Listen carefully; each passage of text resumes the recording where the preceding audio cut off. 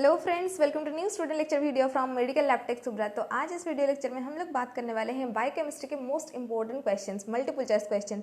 तो आगे जैसे कि बहुत सारे वैकेंसीज आ चुके हैं और उसके लिए हम लोग प्रिपेयर कर रहे हैं। तो हम लोगों ने देख लिया है pathology, microbiology as well as biochemistry के 10 important must MCQs, and in this video lecture we are also going to talk about 10 important MCQ on biochemistry. तो मोस्ट ऑफ ऑल इससे हम लोग मतलब एंजाइम से रिलेटेड बहुत सारे क्वेश्चंस आज आप लोग सभी लोगों को इस वीडियो लेक्चर में मिल जाएंगे। तो अगर आप लोग चैनल पर पहली बार आए हैं और आप लोगों को क्रैक करना है एग्जाम्स लाइक DRDO या फिर स्टेट गवर्नमेंट के जैसे कि OSSC राजस्थान के वैकेंसी जो आ चुके हैं, MP के वैकेंसी जो आ चुके हैं, यानी मैं बता सकती हूँ कि लैबोरेटरी टेक्नीशियन के सिलेबस का जो MCQ है हम लोग इस वीडियो लेक्चर के थ्रू बात कर रहे हैं। अगर आप लोग इसको पढ़ना चाहते हो, आप लोग मेरे साथ पढ़ाई करना चाहते हो, क्योंकि मैं भी स्टडी कर रही हूँ और आप लोग मेरे साथ स्टडी करेंगे, तो चैनल को सब्सक्राइब जरूर कर लेना। अगर वीडियो पसंद आए तो लाइक भी कर देना और अपने जितने भी सारे दोस्त हैं शेयर कर लेना इस वीडियो को, ठीक है। तो फिर चलिए चलते हैं, आज का जो सेशन है स्टार्ट करते हैं। तो फर्स्ट क्वेश्चन हियर इज तो which of the following are pancreatic proteolytic enzymes. तो पैनक्रियाटिक एंजाइम्स तो आप लोगों को मैं बता चुकी हूँ, लेकिन यहाँ पे पूछा गया है पैनक्रियाटिक प्रोटियोलाइटिक एंजाइम्स। प्रोटियोलाइटिक मतलब प्रोटी यानी प्रोटीन्स, लाइटिक यानी ब्रेकडाउन, यानी प्रोटीन को जो ब्रेकडाउन करता है जो एंजाइम्स, उसको हम लोग बोलते हैं प्रोटियोलाइटिक एंजाइम्स, राइट। तो यहाँ पे पूछा गया है पैनक्रियाटिक प्रोटियोलाइटिक एंजाइम्स कौन कौन होते हैं। यहाँ पे इस ऑप्शन सारे देख के आप लोग मुझे ये आंसर कमेंट सेक्शन में जरूर बता दीजिए। अगर आप लोग कमेंट सेक्शन में बता रहे हो जिसका आंसर सही रहेगा, मैं नेक्स्ट वीडियो लेक्चर में उनका नाम बताने वाली हूँ कि इसमें आप लोगों को भी थोड़ा इंटरेस्टिंग आने वाला है, ठीक है, राइट। तो इसमें से देखते हैं, ऑप्शन नंबर ए पे आप लोगों को दिया गया है trypsin, chymotrypsin, oxypeptidase as well as all of the above. तो आप लोगों को क्या लगता है, ट्रिप्सिन हो चाहे कीमोट्रॉप्सिन हो या फिर ऑल ऑफ द एबव, इसका आंसर क्या हो सकता है? आप लोग उसको कमेंट सेक्शन में बता दीजिए। तब तक मैं बता देती हूँ इसका आंसर क्या होगा। गाइस, इसका आंसर हो जाएगा option number D, all of the above, यानी trypsin, chymotrypsin as well as carboxypeptidase. ये तीन जो होते हैं आप लोगों के पैनक्रियाटिक प्रोटियोलाइटिक एंजाइम्स होते हैं। ये तीन enzymes break down the proteins, right. तो प्रोटीन ब्रेकडाउन होके क्या बन जाते हैं, amino acids. In which of the following diseases excessive body sweating can be dangerous. तो यहाँ पे थोड़ा सा इंट्रो में बता देती हूँ कि हमारे जो बॉडी में एक्सक्रीशन होता है, हमारे जैसे कि आप लोगों का यूरिन से एक्सक्रीशन होता है, फीसेस से भी एक्सक्रीशन होता है, as well as on sweat से भी हम लोगों का बहुत सारे क्या होते हैं ना, मेटाबॉलिक वेस्ट, ये भी सिक्रेशन होते हैं। लेकिन क्या ऐसा आप लोगों को पता है कि क्या ऐसा डिजीज है जिसमें सिर्फ स्वेटिंग कैन बी डेंजरस? तो ये कौन सा डिजीज है? तो जैसे कि ऑप्शन सारे आप लोग देख पा रहे हो, cystic fibrosis, cirrhosis, gastritis as well as none of the above. तो थोड़ा सा मतलब हिंट्स मैं आप लोगों को बताती हूँ। पहला जो होता है सिस्टिक फाइब्रोसिस, ये होता क्या है ये आप लोगों को पता चलना चाहिए कि ये एक जेनेटिक डिसऑर्डर है। मेनली ये lungs as well as digestive system में होता है। और उसके बाद नेक्स्ट जो आप लोगों को दिया गया है सिरोसिस। तो ये तो सिरोसिस आप लोगों ने पढ़ा ही होगा, लीवर में सिरोसिस होता है, लीवर सिरोसिस हो जाता है अगर आप लोग ज़्यादा अल्कोहलिक हो या फिर अल्कोहल ज़्यादा कंज्यूम करते हो। और उसके बाद नेक्स्ट आप लोगों को दिया गया है गैस्ट्राइटिस। तो गैस्ट्राइटिस क्या होता है, it is a disease in the stomach, मतलब स्टोमक में हमारे हाइड्रोक्लोरिक एसिड सिक्रेशन होते हैं which makes the environment acidic in nature. उसके बाद हम लोग जो खाना खाते हैं तो ये डाइजेस्टिव सिस्टम का एक प्रोसेस है, और that hydrochloric acid will get mixed up with that food materials and it will be digested, ठीक है। अगर ये फूड मटेरियल्स ही नहीं रहेंगे तो हाइड्रोक्लोरिक एसिड वहाँ पे फूड मटेरियल्स को वेट करते करते क्या करेंगे, वो जो एनवायरनमेंट है स्टोमक का उसको पूरा क्या कर देते हैं, एसिडिक कर देते हैं। तो उसमें क्या हो जाता है ना, so that condition is called as gastritis, ठीक है। और उसके बाद नेक्स्ट फाइनल ऑप्शन में आप लोगों को दिया गया है नॉन ऑफ द अबव। तो कैसे आप लोगों को क्या लगता है, ये जो चार ऑप्शन में बता चुकी हूँ, सिरोसिस आप लोगों का हो गया फिब्रोसिस, और उसके बाद आप लोगों का गैस्ट्राइटिस। तो इसका आंसर क्या हो सकता है, ऐसा कंडीशन बताइए जिस कंडीशन में एक्सेसिव स्वेटिंग इज डेंजरस। तो गाइज मैं यहाँ पे आप लोगों को बता देती हूँ कि ऑप्शन नंबर ए यानी सिस्टिक फिब्रोसिस, जो कि लंग्स और आप लोगों का होता है डाइजेस्टिव सिस्टम में प्रॉब्लम की वजह से ये एक जेनेटिक डिसऑर्डर है।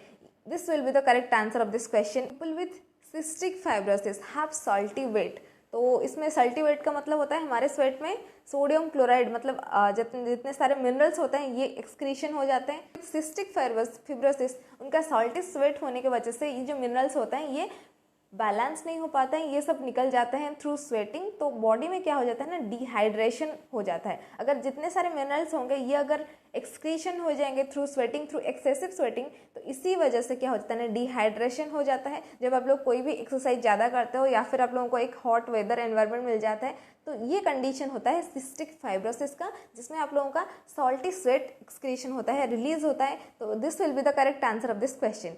तो चलिए चलते हैं गाइस नेक्स्ट क्वेश्चन की तरफ। नेक्स्ट क्वेश्चन आप लोगों के सामने, Which of the following markers is of most important in diagnosing carcinoma of pancreas? तो पैनक्रियाज जो होता है हमारे बॉडी में, तो उसमें से जितने सारे आप लोगों के एंजाइम्स सिक्रेशन होते हैं, लेकिन यहाँ पे पूछा गया है मार्कर्स, ठीक है। तो कार्सिनोमा का मतलब होता है कैंसर, राइट। तो यहाँ पे ऐसा कौन सा मार्कर है जो कि आप लोगों का पैनक्रियाज में कैंसर होने का वजह से वो मार्कर होता है, आप लोगों को पता चल जाता है इसको आइडेंटिफाई करने के बाद कि ये पैनक्रियाज में ही कैंसर होता है, ठीक है। तो ऑप्शन सारे जैसे कि CA19.9, lipase, amylase as well as CEA। तो लाइपेज और अमाइलेज ये दोनों enzymes which is secreted by the pancreas. तो ये आप लोगों को लगता है कि ये आंसर हो सकता है, लेकिन गाइज आप लोगों को थोड़ा सा देखना है option number A as well as option number D. तो क्या आप लोगों को लगता है ऐसा कौन सा मार्कर हो सकता है which can be identified in the pancreas that will show the carcinoma of pancreas, right? So the correct answer of this question will be option number A, that is CA19.9। तो CA19.9 क्या होता है ना, it is a tumour marker. तो जैसे कि मैंने आप लोगों को लास्ट वीडियो लेक्चर में बताया था कि मार्कर क्या होता है, तो marker it may be called as antigens which is present in the abnormal या फिर कैंसरस सेल में प्रेजेंट होता है, और हम लोग क्या करते हैं ना, उसको IHC इम्यूनोहिस्टोकेमिस्ट्री टेस्ट के द्वारा पता करते हैं कि ये एंटीजन एंटीबॉडी रिएक्शन करके कि क्या इसके अंदर में कैंसरस मार्कर प्रेजेंट है या फिर नहीं है, राइट। तो 19.9 will be the correct answer of this question, ठीक है। तो चलिए चलते हैं गाइस नेक्स्ट क्वेश्चन की तरफ। हम लोग चलते हैं अभी थर्ड क्वेश्चन। तो थर्ड क्वेश्चन आप लोगों को दिया गया है secretin test.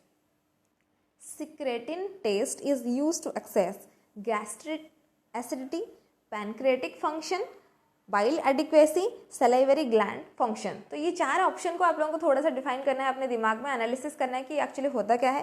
First of all gastric acidity, तो जैसे कि मैंने आप लोगों को बता चुकी हूँ कि एसिडिटी, गैस्ट्रिक एसिडिटी होता है हमारे स्टोमक में with the presence of hydrochloric acid, with the presence of excess hydrochloric acid. Next होता है आप लोगों का पैनक्रेटिक फंक्शन। पैनक्रेट से हम लोगों का सिक्रेशन होते हैं amylase as well as lipase enzymes, and it also secretes the juice called as pancreatic juice which helps in the digestion of the food materials. Next is the bile adequacy। तो bile which is the juice, it is secreted from the liver and it is stored in the gallbladder, ठीक है। it also helps in the digestion of the food materials, right। और उसके बाद next होता है salivary gland function। तो saliva, तो your saliva contains the enzyme called salivary amylase. तो अगर सलाइवरी ग्लैंड का फंक्शन होता है, ये रीज़न हो सकता है क्या। तो यहाँ पे क्वेश्चन पूछा गया है सिक्रेटिन टेस्ट हम लोग क्यों करते हैं, स्टोमक की एसिडिटी के लिए, पैनक्रेटिक जूस को टेस्ट करने के लिए, बाइल ज़्यादा है कि नहीं, बाइल एडिक्वेसी के लिए, या फिर आप लोगों को फाइनल दिया गया है सलाइवरी ग्लैंड के फंक्शन को जानने के लिए सिक्रेटिन टेस्ट करते हैं। यहाँ पे जितने सारे हार्मोन्स एंजाइम्स है तो सिक्रेशन होते ही रहते हैं, लेकिन सिक्रेटिन टेस्ट जो है ये that is a particular test. ये क्यों किया जाता है, ये किया जाता है it's just because of the option number B that is pancreatic function. तो पैनक्रियाज को फंक्शन होता है कि नहीं, इस वजह से हम लोग क्या करते हैं, सिक्रेटिन टेस्ट करते हैं। तो गाइस इस क्वेश्चन का अगर आप लोगों को आंसर नहीं पता था तो लाइक जरूर कर लेना, क्योंकि ऐसे ही क्वेश्चंस, मोस्ट इंपॉर्टेंट क्वेश्चंस लेके मैं डेली आप लोगों के सामने आती रहूंगी, ठीक है। तो फिर चलिए चलते हैं गाइस, ये क्वेश्चन होने के बाद नेक्स्ट क्वेश्चन देखते हैं। नेक्स्ट क्वेश्चन जो है बहुत ही इजी सा क्वेश्चन है, बहुत ही इंटरेस्टिंग सा क्वेश्चन है, क्योंकि ये क्वेश्चन में ऑलरेडी उसका आंसर बता चुकी हूँ। जिन लोगों ने स्टार्टिंग से बिना स्किप किए हुए इतना तक आगे पहुंच गए हैं, ये क्वेश्चन का आंसर वो लोग अच्छे से दे पाएंगे, ठीक है।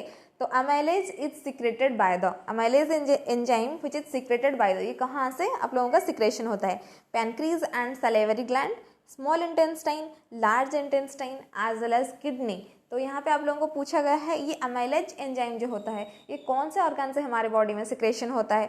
तो यहाँ पे दिया गया है स्मॉल इंटेस्टाइन से, लार्ज इंटेस्टाइन से, किडनी से, या फिर आप लोगों को लगेगा पैनक्रीज एंड सलेवरी ग्लैंड। तो पैनक्रीज तो जैसे कि मैं आप लोगों को बता चुकी हूँ कि पैनक्रीज से आप लोगों का अमाइलेज एंजाइम जो होता है वो सिक्रेशन होता है, लेकिन गाइस सलेवरी ग्लैंड से कौन सा अमाइलेज सिक्रेशन होता है, ये सही होगा या फिर इस जो आप लोग बता सकते हो कि ये सारे ऑप्शन सारे गलत हो सकते हैं क्या, ऐसा हो सकता है कि ऐसा ये जो क्वेश्चन का आंसर ये चार ऑप्शन में से किसी का भी आंसर नहीं है। लेकिन गाइज ये जो सलाइवा होता है it contains the enzyme called salivary amylase और अदरवाइज कॉल्ड एज टाइलिन, तो ये अमाइलेज होता है salivary amylase, it is present in the salivary gland, it is secreted from the salivary gland.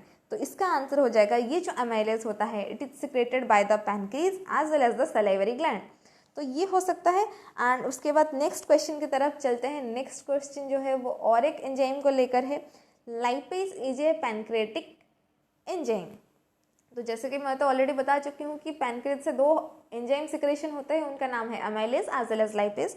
तो अमाइलेज के बारे में तो हम लोगों ने बात कर लिया है, लेकिन यहाँ पे बात करेंगे हम लोग लाइपेज के बारे में। तो lipase is a pancreatic enzyme that changes fats and triglycerides into. तो ये जो लाइपेज होते हैं ये क्या करते हैं, ये आप लोगों के जो फैट्स एंड ट्राइग्लिसराइड्स होते हैं इसको ये चेंज कर देते हैं। लेकिन ये कौन से चेंज करते हैं, किसको कन्वर्ट करते हैं, क्या कन्वर्ट करते हैं? कन्वर्ट तो करते हैं फैट्स एंड ट्राइग्लिसराइड्स को, लेकिन इसको किस चीज़ में कन्वर्ट करते हैं और क्यों कन्वर्ट करते हैं? The point is here, right. तो ऑप्शन सारे जैसे कि fatty acids, glycerol, both A and B as well as none. तो ये जो आप लोगों के ट्राइग्लिसराइड्स और फैट्स चेंज हो जाते हैं by the pancreatic enzyme lipase, वो किससे कन्वर्ट हो जाते हैं, किस पे कन्वर्ट हो जाते हैं? ये कन्वर्ट हो जाता है दोनों में, यानी कि आप लोगों का fatty acids as well as glycerol में। तो आप लोग यहाँ पे ये पूछोगे कि ये क्यों कन्वर्ट हो जाता है? इसमें कन्वर्ट होने वाली बात कुछ है ही नहीं, अगर वो ऐसा चीज़ में ही रहता है तो क्या प्रॉब्लम हो जाता है? लेकिन गाइस ये क्या हो जाता है ना, it can not be absorbed in the small intestine. हमारे जो स्मॉल इंटेस्टाइन होते हैं it contains villi which helps in absorption of the food materials. तो ये जो होता है डाइजेशन होने के बाद फाइनली स्मॉल इंटेस्टाइन विलाई के साथ अब्जॉर्प्शन हमारे बॉडी में हो जाता है। ये जो फैट्स एंड ट्राइग्लिसराइड्स होते हैं ना ये डायरेक्टली अब्जॉर्ब नहीं हो सकते हैं, इसीलिए ये लाइपेज एंजाइम क्या करता है विच is secreted by the pancreas, it converts the fats and triglycerides into fatty acids as well as glycerols, ठीक है, ताकि ये अच्छे से अब्जॉर्ब हो पाए। तो इसीलिए ये कन्वर्ट हो जाता है, ठीक है। तो ये क्वेश्चन हम लोगों का हो गया, इसका आंसर हो जाएगा option number C, that is both A and B, that is fatty acids as well as glycerol, ठीक है।